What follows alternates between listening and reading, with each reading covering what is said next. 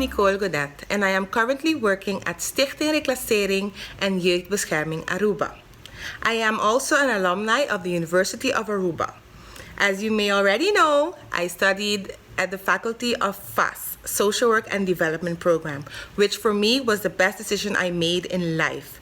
The study and the university taught me the importance of networking, the importance of teamwork, but most importantly, it gave me all the methods that I am currently using. I must say that I am very versatile when it comes to using different type of methods and different type of ideologies, and I am more than honored to have all of this in my package as a social worker, because according to me, by applying all of these methods, I am making the world a better place, one person at a time.